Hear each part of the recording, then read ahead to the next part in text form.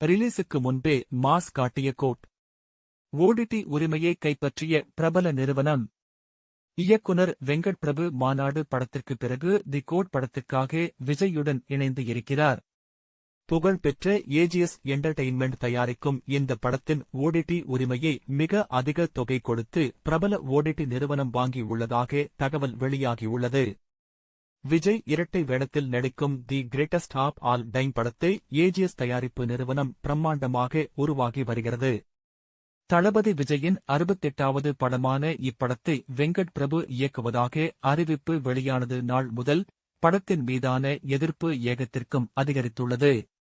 இப்படத்தில் விஜயுடன் top star Prashanth, mic மோகன், பிரபுதேவா, அஜ்மல், சினேகா, மீனாட்சி செலத்ரி, லைலா, பிரேம்ஜி, யோகி பாபு, வைபவ், ஜெயராம் என பெரும் நட்சத்திர பட்டாளமே படத்தில் நடித்து வருகின்றனர். தளபதி விஜயின் கோட் லியோ படத்திற்கு பின் மீண்டும் ஒரு மிகப்பெரிய மல்டி ஸ்டார்ஸ் படத்தில் நடித்து வருகிறார் விஜய். அது மட்டும் இல்லாமல் விரைவில் விஜய் சினிமாவில் இருந்து விலகி அரசியலுக்கு செல்லவிருப்பதால் அவரது ரசிகர்களை திருப்திப்படுத்தும் வகையில் கோட் திரைப்படம் இருக்கும் என்றும் இதற்காக வெங்கட் பிரபு ஒவ்வொரு காட்சியை பிளான் போட்டு செய்து வருகிறாராம். மேலும் GOAT title poster, Pongal special poster என அடுத்தடுத்து ரசிகர்களுக்கு வைப் கொடுத்த வெங்கட் பிரபு விரைவில் ஃபர்ஸ்ட் சிங்கிளை ரிலீஸ் செய்யவும் முடிவு செய்திருக்கிறார். இதற்கான அறிவிப்பு விரைவில் வெளியாகும். ஓடிடி உரிமை. இந்நிலையில் கோட் படத்தை வெளியிடும் உரிமையை பிரபல நெட்ஃபிளிக்ஸ் ஓடிடி தளம் கைப்பற்றியுள்ளதாக தற்போது தகவல் வெளியாகியுள்ளது. விஜயின் லியோ படத்தை விடவும் தி கோட் படத்தின் உரிமை தொகையை மிக அதிக விலை கொடுத்து வாங்கியுள்ளதாக கோலிவுட்டில் பேசப்படுகிறது.